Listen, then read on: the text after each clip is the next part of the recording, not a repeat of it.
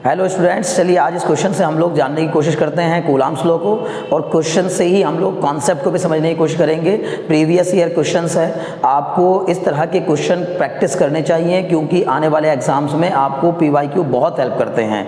देखिए, क्वेश्चन को समझना सबसे इंपॉर्टेंट चीज़ है। मेरा फोकस इस वीडियो लेक्चर में ये रहेगा कि आप क्वेश्चन को पढ़कर उसको समझेंगे कैसे, क्योंकि अगर आपकी समझ में क्वेश्चन ही नहीं आएगा तो फिर उसके सोल्यूशन का कोई चांस नहीं बनता। सबसे बड़ी प्रॉब्लम स्टूडेंट्स के सामने क्वेश्चन को समझना ही होती है, और बच्चे इस बात को समझ नहीं पाते। उनको लगता है कि कॉन्सेप्ट भी आता है, सब कुछ आता है, लेकिन क्वेश्चन सॉल्व नहीं होते। क्वेश्चन सॉल्व ना होने का कारण ये नहीं है कि आपको क्वेश्चन करना नहीं आता है, क्वेश्चन सॉल्व ना होने का कारण ये होता है कि आपको क्वेश्चन समझ ही में नहीं आ रहा होता है। चलिए देखते हैं इस क्वेश्चन को। तो इस क्वेश्चन में कहा गया है, two spherical conductors B and C having equal radii and carrying equal charges. बस इतने पे रुक जाइए। अभी इसने कहा है दो स्फेरिकल कंडक्टर्स हैं B and C having equal radii and equal charges. अभी तक हमें इतनी जानकारी मिली कि दो स्फेरिकल कंडक्टर्स हैं बी और सी, और उन दोनों की रेडियस भी इक्वल है और दोनों के ऊपर चार्ज भी सेम है। ठीक है, तो यानी कि दो स्फेरिकल कंडक्टर आपने बना लिए, एक स्फेरिकल कंडक्टर आपने बना लिया बी और एक स्फेरिकल कंडक्टर आपने बना लिया सी। ये बी और सी की खास बात यह है कि इनकी दोनों की रेडियस जो है वो सेम है। ठीक है ना, हमने मान लिया कि इनके बीच इनकी जो रेडियस है, मैं उसको चलो कैपिटल आर ले लेता हूँ, तो इनकी रेडियस मान लीजिए कितनी है, आर है, सेम है। ओके, और दोनों के ऊपर जो चार्ज मौजूद है वो भी सेम है, तो मैंने मान लिया इसके ऊपर क्यू चार्ज रहा होगा और इसके ऊपर भी क्यू चार्ज रहा होगा। ठीक है, क्वेश्चन को पूरा नहीं पढ़ना है एक साथ। अगर आप क्वेश्चन को पूरा पढ़ने के चक्कर में लग जाते हैं ना, तो ये कोई न्यूज़पेपर तो है नहीं कि हम लोगों को एक न्यूज़ पढ़नी है, लगातार पढ़ते जा रहे हैं पढ़ते जा रहे हैं पढ़ते जा रहे हैं। नहीं, आपको क्वेश्चन को समझने की ज़रूरत है। ठीक है ना, और उस क्वेश्चन को समझने के लिए आप उसको टुकड़ों टुकड़ों में बांट करके समझने की कोशिश करिए। जितना पढ़ा पहले उतने को सोचिए और फिर समझिए कि अच्छा इससे मैंने क्या जान लिया।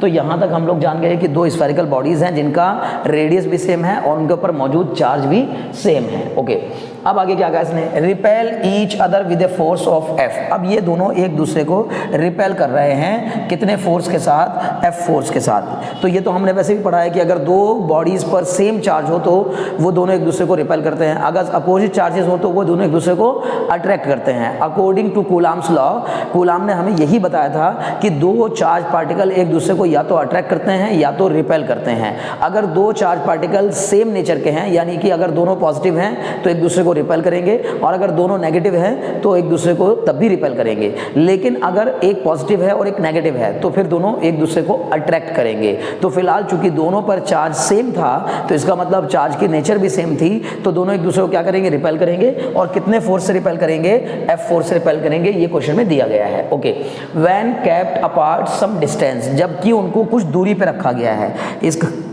इसका मतलब इनके बीच की दूरी दी नहीं गई है, बस कहा उनके बीच में कुछ दूरी है। तो हमने मान लिया कि उन दोनों बॉडीज के बीच में जो डिस्टेंस है वो कितनी है, आर है। ओके, दिया नहीं गया था लेकिन अपनी मर्जी से मान लिया कि इन दोनों के बीच में कितनी डिस्टेंस रही होगी, आर।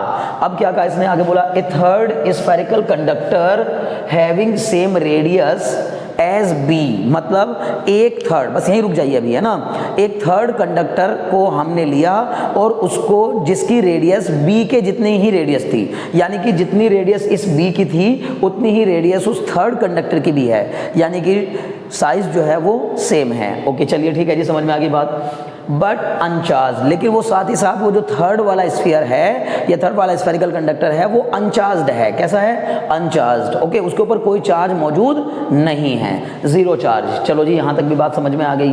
तो हमने एक थर्ड कंडक्टर अपने मन में इमेजिन कर लिया कि इसी जैसा, इसी बी के जैसा एक और थर्ड कंडक्टर है जो कि अनचार्ज्ड है, उसके ऊपर चार्ज नहीं है।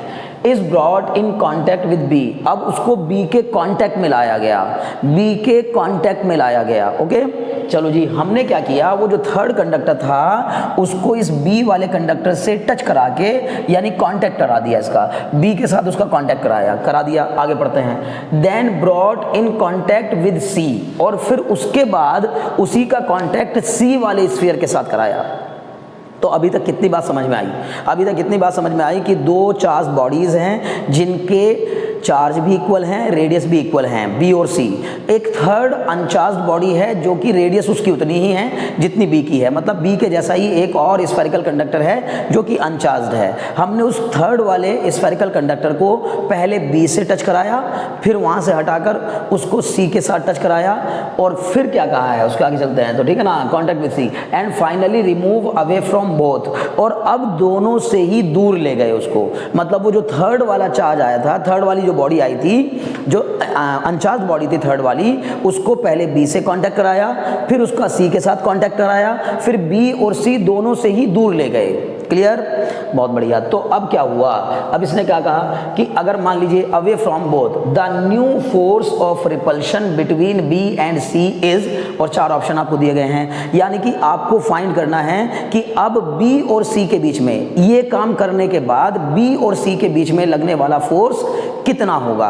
देखिए मैं बार बार आपसे कह रहा हूं, मुझे अगर इस क्वेश्चन को कराना होता तो ये क्वेश्चन मेरे लिए तो मुश्किल से 1 या 2 मतलब 1 से 1.5 मिनट का था, मैं इसको 1 से 1.5 मिनट में सॉल्व करके कंप्लीट करके आपको ऑप्शन बता देता। लेकिन आपकी बड़ी प्रॉब्लम ये है, चाहे इसको आप समझ पा रहे हैं या नहीं समझ पा रहे हैं, जब आप अपना इंट्रोस्पेक्शन करेंगे तो आप पाएंगे कि अगर आपसे क्वेश्चन सॉल्व नहीं हो रहे हैं तो उसका सबसे मेन कारण ये है कि आपको क्वेश्चन समझ ही में नहीं आ रहा है, या फिर आप क्वेश्चन को पढ़ना नहीं जान पा रहे हैं। क्वेश्चन को पढ़ना कैसे होता है, समझना कैसे होता है, उसको कैसे धीरे धीरे तोड़ के उसको अपने मतलब उसको सॉल्व करने की सिचुएशन में आना होता है। ठीक है, तो देखिए अभी तक जो मैंने जानकारी जुटाई उसका आपको क्लियरली अंदाजा हो गया होगा कि एक और थर्ड चार्ज लाए, पहले इससे टच कराया, फिर यहाँ से हटाने के बाद इससे टच कराया, और फिर दोनों से ही दूर ले जाके कहीं रख दिया। अब ये जो 2 बचे हैं, अब इनके बीच में नया फोर्स ऑफ रिपल्शन कितना होगा। तो अब आते हैं इसके बीच के कॉन्सेप्ट पर, ठीक है ना, कि आखिर इसके इस क्वेश्चन के पीछे कॉन्सेप्ट क्या है। तो सबसे पहली बात तो आपको ये पता होना चाहिए कि अगर 2 सेम यानी आइडेंटिकल बॉडीज को, 2 आइडेंटिकल कंडक्टर्स को एक दूसरे के साथ टच कराया जाता है तो उनके ऊपर मौजूद टोटल चार्ज मतलब अकेले एक का नहीं, दोनों का मिला के जो टोटल चार्ज होता है वो रीडिस्ट्रीब्यूट हो जाता है। रीडिस्ट्रीब्यूट होने का मतलब दोबारा बढ़ जाता है। और कैसे रीडिस्ट्रीब्यूट होता है, इक्वली रीडिस्ट्रीब्यूट होता है, बशर्ते कि दोनों स्फीयर आइडेंटिकल होने चाहिए।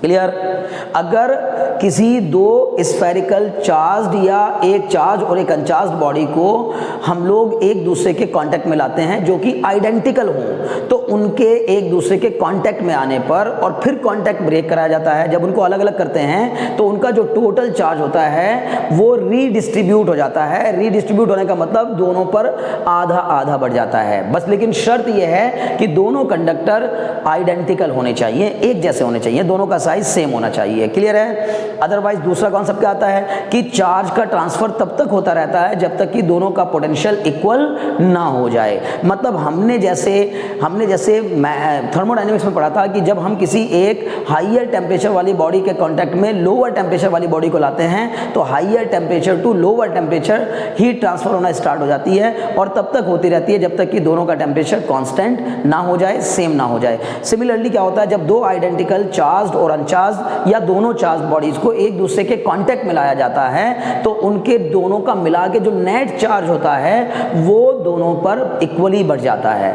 ठीक है। अब देखिए यहां पर क्या हुआ कि हमने एक नई बॉडी लेके आए हम और उस बॉडी को बी के साथ कांटेक्ट में करा दिया, लेकिन जो नया चार्ज लेके आया था, हम लोग जो थर्ड बॉडी लेके आया था, पैसे समझ लीजिए कि मान लीजिए कोई थर्ड बॉडी थी जिसको मैंने नाम दे दिया अपनी मर्जी से, कुछ भी एम नाम दे दिया सपोज कर लीजिए, तो इसकी भी रेडियस कितनी थी आर। मैंने इस थर्ड बॉडी को जिसके ऊपर चार्ज कितना था शुरुआत में 0, इस बॉडी को इसके साथ कॉन्टैक्ट कराया। अब जब मैं इसको और इसको आपस में कॉन्टैक्ट में लाऊंगा तो इनका मिला के टोटल चार्ज कितना हो जाएगा, इसका चार्ज है Q और इसका चार्ज है 0, तो Q प्लस 0 मिलाकर नेट कितना हो गया, टोटल कितना हो गया Q। अब टोटल अगर Q हो गया तो इसका मतलब है कि वो Q दोनों पर बराबर बढ़ जाएगा। तो नए केस में क्या होगा, यहां पर समझाने की कोशिश करता हूं। नए केस में जो B वाली बॉडी है उसके ऊपर चार्ज रह जाएगा सिर्फ Q/2। क्यों भाई, क्योंकि टोटल हो गया इसका और इसका मिलाकर, इसका और इसका मिलाकर टोटल चार्ज हो गया Q। अब दोनों में वो बराबर बट गया, तो इसका मतलब Q का आधा उसको मिल गया और Q का आधा उसको मिल गया, तो इसके ऊपर आ गया Q/2। अब B को आप ऐसे छोड़ दीजिए। अब क्या हुआ, अब हमने ये जो थर्ड वाली बॉडी थी उसने कितना चार्ज एक्वायर कर लिया, बताइए उसके पास कितना चार्ज आ गया, उसके पास आ गया Q/2। और अगर इसके पास Q/2 चार्ज आ गया, अब हमने इसको C वाले के साथ कांटेक्ट कराया, तो जब C वाले के साथ इसको कांटेक्ट कराया तो इस नई वाली बॉडी और इस C वाली बॉडी का नेट कितना हो गया, बताइए टोटल कितना हो गया इन दोनों का टोटल हो गया इसका Q और इसका Q/2 मिलाकर अब कितना हो जाएगा 3Q/2। समझ पा रहे हैं आप मेरी बात ना, इसका Q और उस पे क्योंकि वहां से वो Q/2 ले आया था, B वाली बॉडी से ये जो M वाली बॉडी थी वो Q/2 लेके आई थी, तब C के साथ उसका कांटेक्ट कराया था, तो Q/2 तो हो गया इसका और Q हो गया इसका, मिला के टोटल कितना बन गया 3Q/2। 3Q/2 टोटल हो गया अभी ये 3Q/2। कैसे भाई, इसका कितना है Q और वो कितना लेके आया Q/2, तो इसका एलसीएम लेकर के जब हम लोग निकालेंगे तो ये कितना जाएगा 3Q/2, दोनों का मिला के नेट कितना हो गया 3Q/2। अब जब इनको अलग अलग किया जाएगा तो ये जो 3Q/2 है ये इक्वली डिस्ट्रीब्यूट हो जाएगा।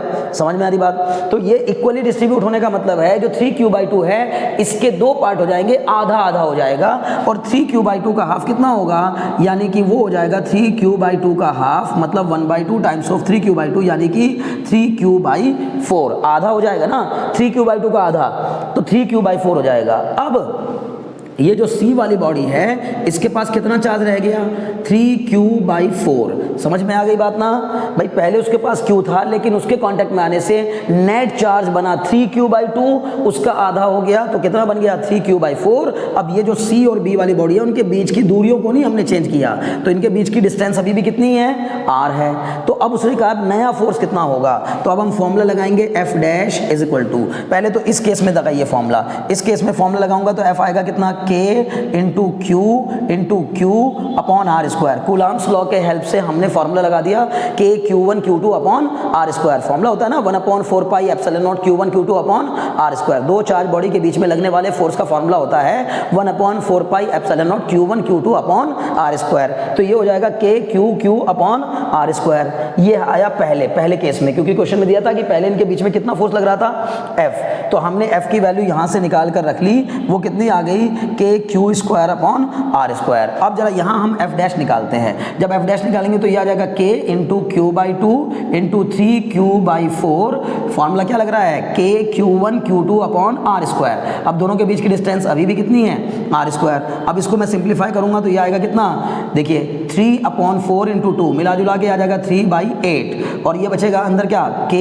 Q इंटू Q मिला के क्या बन जाएगा Q स्क्वायर, और नीचे क्या आ जाएगा R स्क्वायर। जरा आप मुझे बताइए देख करके K Q square upon R square की वैल्यू कितनी है, उसकी वैल्यू F के इक्वल थी पहली इक्वेशन से। अगर आप इसको फर्स्ट इक्वेशन मान लें और इसको सेकंड इक्वेशन मान लें तो आप पाएंगे कि फर्स्ट और सेकंड की हेल्प से इसकी जगह पर क्या रखा जा सकता है F रखा जा सकता है। तो यहाँ से F डैश की वैल्यू कितनी आ जाएगी 3/8 टाइम्स ऑफ F यानी कि 3F/8। अब जरा ऑप्शन में ढूंढिए कहीं दिया है क्या F/4, 3F/4, F/8 और 3F/8 is the right answer.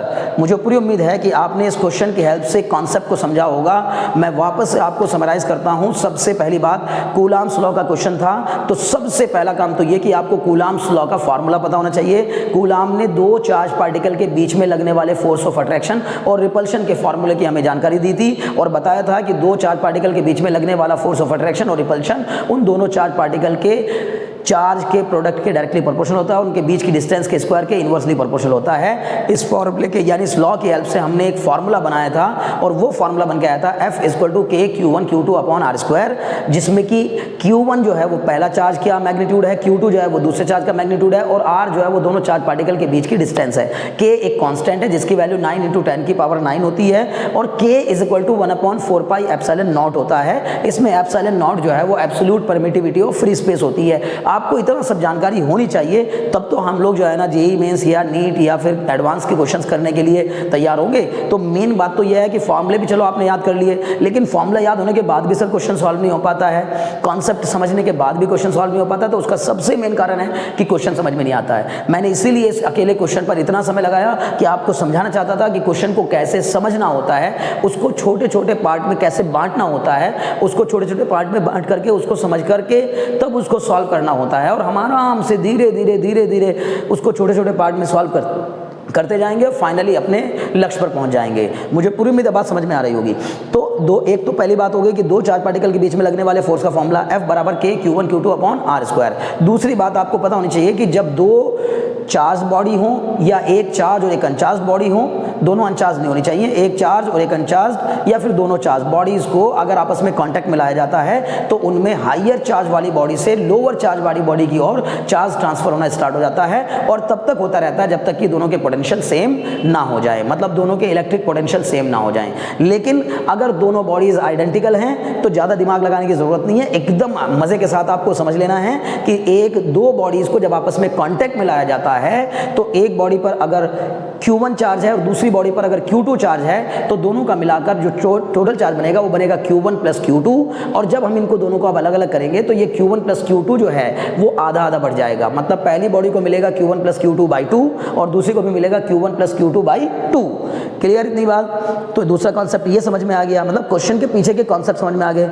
अब उसने क्या कहा कि अब ये हमने फिर क्वेश्चन को हमें ध्यान से समझना है, और क्वेश्चन को ऐसे समझना है कि एक बार ढंग से पढ़ लेने के बाद क्वेश्चन आपके दिमाग में चिपक जाना चाहिए। जैसे वापस आपको क्वेश्चन पर नहीं जाना है, क्वेश्चन दोबारा देखने के लिए सिर्फ न्यूमेरिकल वैल्यू देखने के लिए जरूरत पड़नी चाहिए, अदरवाइज उसका पूरा सिनेरियो, उसकी पूरी पिक्चर, उसका पूरा प्रैक्टिकल एप्लीकेशन, उसकी प्रैक्टिकल सिचुएशन आपके दिमाग में बैठ जानी चाहिए। जैसे कि मैं आपको बता रहा हूँ, उसने कहा था दो बॉडीज है मेरे पास बी और सी जिनके पास इक्वल चार्ज और इक्वल रेडियस है, उनके साथ एक थर्ड बॉडी को हमने कांटेक्ट में लाए, बी वाले के साथ पहले कांटेक्ट कराया तो बी वाले का चार्ज आधा डिस्ट्रीब्यूट हो गया, फिर बी वाले के साथ उसको कांटेक्ट में लाने के बाद उसको सी वाले के साथ कांटेक्ट में लाया गया और सी वाले ने भी अपना और उसका मिलाकर टोटल चार्ज को आधा आधा डिस्ट्रीब्यूट कर लिया। दोनों के पास अब जो चार्ज बचा, जो थर्ड वाली बॉडी थी उसको हटा के एक तरफ कर दिया, बची अभी भी वही दो बॉडीज बी और सी, उनके बीच की दूरी में कोई चेंज नहीं किया, कोई परिवर्तन नहीं किया। वो ये भी कह सकता था कि अब हमने क्या किया, बी और सी की डिस्टेंस को बढ़ा दिया या घटा दिया, कुछ भी कर सकता था, बट अभी उसने दोनों बॉडीज के बीच की डिस्टेंस में कोई चेंज नहीं लाया। बस इतना हुआ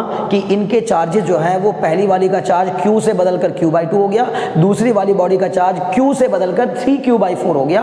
पूरा कॉन्सेप्ट मैंने आपको समझाया, ठीक है। अब नया फोर्स कितना लगेगा, वो नए चार्ज के अकॉर्डिंग लगेगा। तो नए चार्ज के अकॉर्डिंग हमने फॉर्मूला लगाया F डैश बराबर K Q1 Q2 upon R square, वहां से सिंप्लीफाई किया। जो हमें जानकारी दे रखी थी क्वेश्चन में कि पहले उनके बीच में लगने वाला फोर्स F था, अब उनके बीच में लगने वाला फोर्स कितना होगा, 3/8 टाइम्स ऑफ F हो जाएगा। मुझे पूरी उम्मीद है कि आपने इस क्वेश्चन को भी एंजॉय किया होगा और इस वीडियो को भी एंजॉय किया होगा। इसी तरह के क्वेश्चन से कॉन्सेप्ट को जानने के सिलसिले में अगर आप जुड़े रहना चाहते हैं तो चैनल पर नए होने के बावजूद भी आपने अगर अभी तक चैनल को सब्सक्राइब नहीं किया है तो मेरा आपसे ये कहना है कि आप जल्दी से जल्दी चैनल को सब्सक्राइब कर दीजिए और बेल आइकन दबा करके नोटिफिकेशन बेल को दबाने के बाद आपको नोटिफिकेशन भी मिलते रहेंगे। Very very thanks for watching.